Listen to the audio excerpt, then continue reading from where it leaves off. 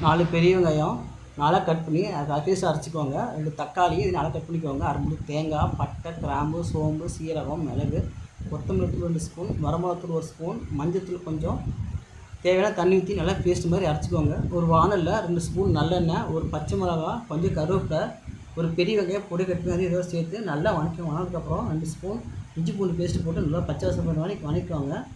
வணக்கிறதுக்கப்புறம் அரைச்சி வச்ச மசாலா தண்ணி ஊற்றி நல்லா மிக்ஸ் பண்ணி இதோட ஒன்று சேர்த்து அதை நல்லா வணக்கிட்டு மூடி போட்டு ஒரு 10 நிமிஷம் மூடி வைங்க. இந்த மாதிரி நல்லா கொதி வந்ததுக்கப்புறமா ஒரு டம்ளரில் 4 முட்டை, ஒவ்வொரு முட்டையாக அதை டம்ளர் உடச்சி ஊற்றி இதோட சேர்த்துக்கிட்டு மூடி வச்சு மீடியம் ஃப்ளேமில் ஒரு 5 நிமிஷம் நல்லா வேகட்டும். வெந்ததுக்கப்புறமா ஒவ்வொரு இதாக திருப்பி விட்டிங்கன்னா சுவையான கர்நாடகா ஸ்டைல் முட்டை உடச்சி ஊற்றின குழம்பு ரெடி. எப்படி இருக்குது செஞ்சு பார்த்து சொல்லுங்கள். பிடிச்சிருந்தா லைக் பண்ணுங்கள், ஷேர் பண்ணுங்கள், சப்ஸ்கிரைப் பண்ணுங்கள். Thank you friends.